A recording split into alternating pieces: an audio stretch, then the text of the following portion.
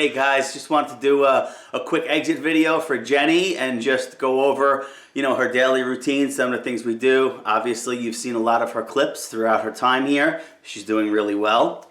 I did want to go over a couple of things, particularly on walks and how to communicate with her.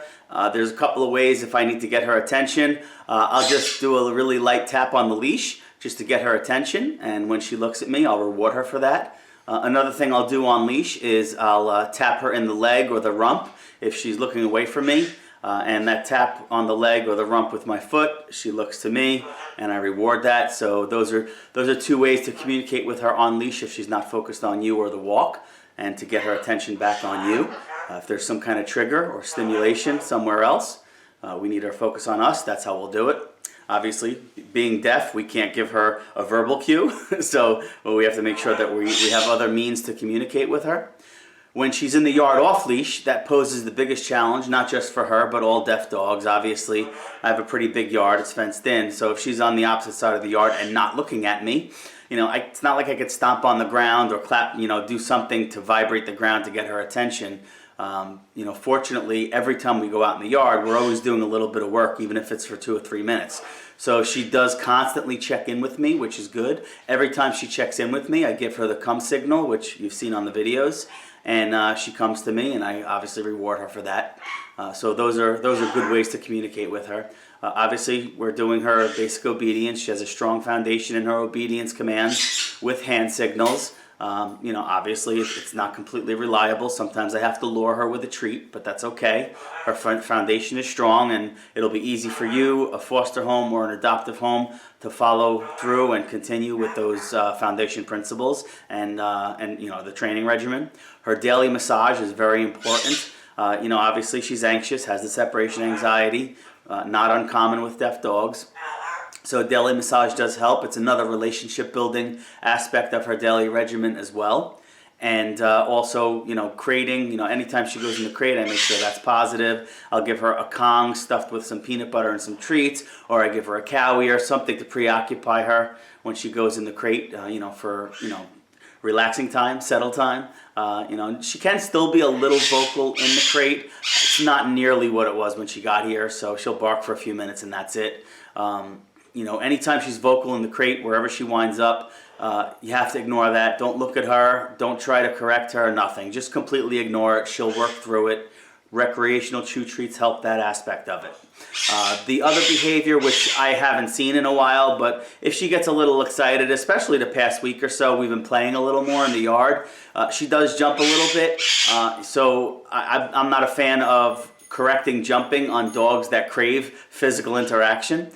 So if she jumps and we acknowledge that in any capacity, we potentially run the risk of rewarding that. So I just completely ignore the jumping. And whereas when we first started feeling comfortable with each other, I think I mentioned she started jumping a lot, and I just ignored it. So she still escalates sometimes, but it's nothing like where it was. So just ignore the jumping, redirect her onto a positive behavior, give her a treat and or physical praise, and then go from there. So we'll take a look at a couple of quick clips of her. Again, we'll do the walk, quick little obedience session, quick little massage, and also I will show you, her getting on the leash. I make her sit before we exit the yard and things along those lines. So.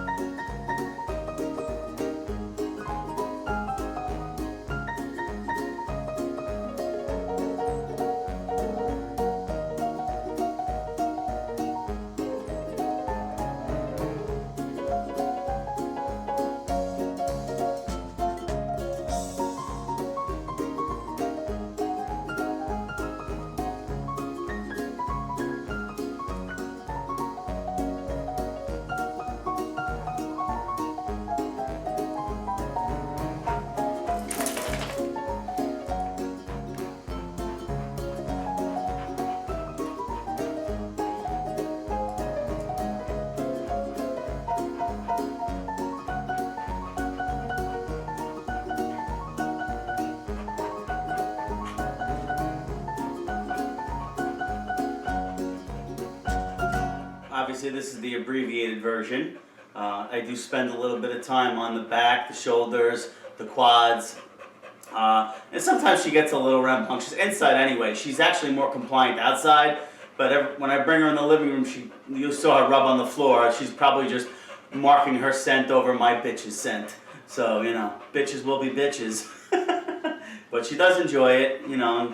I walk her first, you know, and then we work a little bit, and then she gets her massage. So it's kind of her daily routine. You know, all this stuff in addition to recreational chew treats or stuffed Kong really helps with her anxiety, and she's just really eager to please, you know. She's really been a pleasure to work with.